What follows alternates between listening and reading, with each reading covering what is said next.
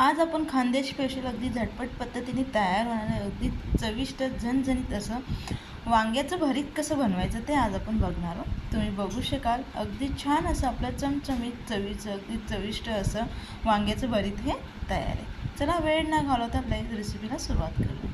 सर्वात प्रथम इथं मी अगदी ताजी आणि हिरवीगार अशी भरताचे वांगे घेतले। इथं भरताचे वांग्यांचे 2 ते 3 प्रकार येतात, तर तुम्ही कुठल्याही प्रकाराची वांग्याची भरीत बनवत असाल तर फक्त बनवण्याची पद्धत योग्य ठेवा, त्यामुळे काय होतं आपलं भरीत अगदी चविष्ट असं ते तयार होतं। तर आता आपल्याला काय करायचं आहे, इथे मी वांगे घेतले, त्यांना 1 ते 2 पाण्याने स्वच्छ धुवून कापडाने पुसून घेतले। लगेचच आपण वांग्यांना मध्ये मध्ये अशी थोडीफार जागा सोडत आपल्याला त्याला कट करून घ्यायचे आणि त्यानंतर जे आपण भरतासाठी लसूण वापरणार आहोत ते देखील आपल्याला यामध्ये भाजून घ्यायचे। यामुळे काय होतं, आपलं जे भरीत असतं ते अगदी चविष्ट असं ते तयार होतं। म्हणून आपले लसूण इतर दुसऱ्या वेळेस न भाजता आपल्याला वांग्यांसोबतच त्यांना देखील भाजून घ्यायचे। मध्ये मी वांग्यांना कट करून घेते आणि त्या जागेमध्ये ह्या पद्धतीने आपल्याला लसूण हा व्यवस्थित टाकून द्यायचं आहे। तर अशा पद्धतीने आपल्याला कितपत लसूण वापरायचं आहे तेवढे लसूण आपल्याला ह्या वांग्यामध्ये व्यवस्थित सेट करून घ्यायचं। तर आता मी वांग्यांमध्ये लसूण व्यवस्थित पॅक करून घेतलं आहे। त्यानंतर आपले वांगे एकसारखे आणि लवकर अगदी छान असे परफेक्ट भाजले गेले पाहिजे, त्यासाठी इथे आपण तेल हे लावून घेतो। तुपाचा वापर करून घेऊ नका, तेलाचाच वापर करा, त्यामुळे अगदी परफेक्ट असं आपलं भरीत हे तयार होतं।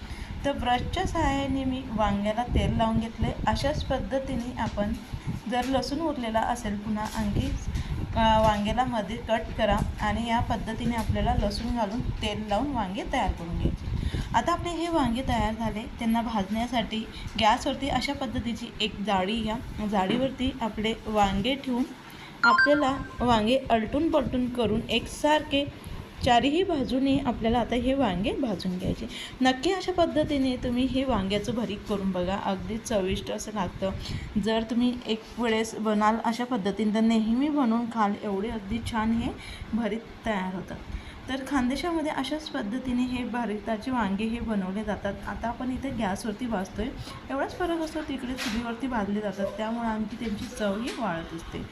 तर आता हे खालीवर करत अशा पद्धतीने मी आता दोघीही वांगे हे अगदी छान असे भाजून घेतले। अगदी परफेक्ट आपले वांगे चारही बाजूने वाजून तयार झाले। हे देठं देखील आपल्याला व्यवस्थित भाजून घ्यायचे।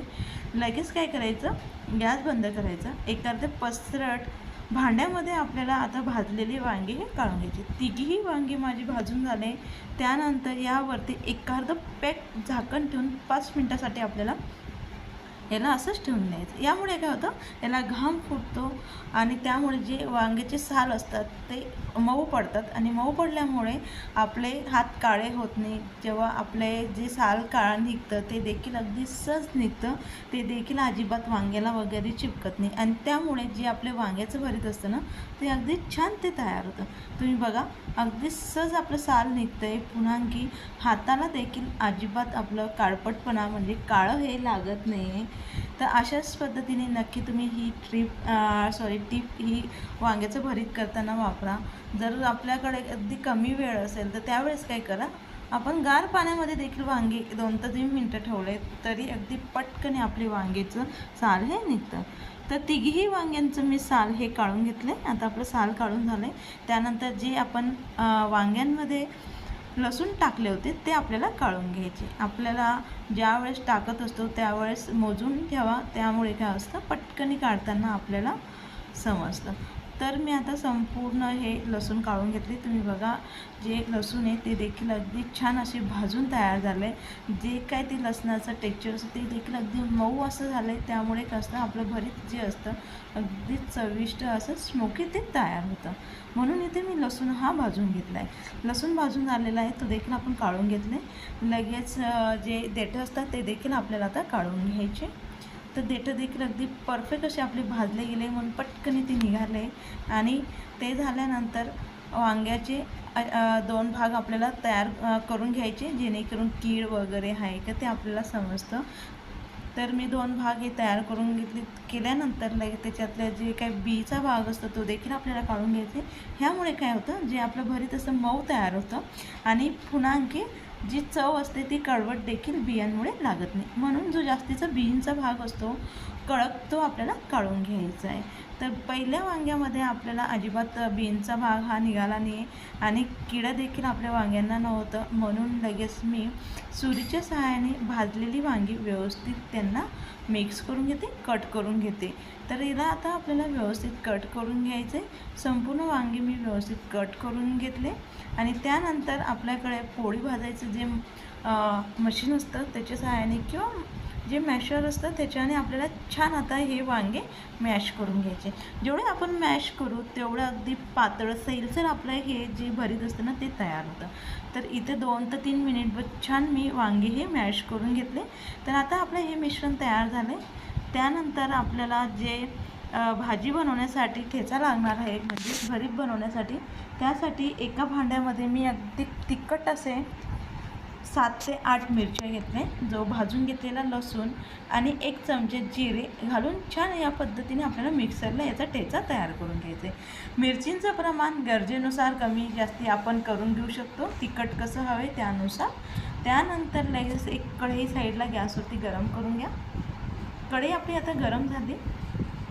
नेहमीपेक्षा थोडंसं आपल्याला तेलाचं प्रमाण जास्ती वापरायचं आहे. अगदी खूप जास्त देखील वापरायचं नाही का भरताच्या वांग्याला अगदी तेल सुटतं, ते देखील तेल असतं आणि पण आपण हे घातलेलं तेल देखील असतं, म्हणून जास्ती तेलकट असं होऊ शकतं. म्हणून जे तेल आहे अगदी व्यवस्थित आपल्याला प्रमाणात वापरायचं आहे.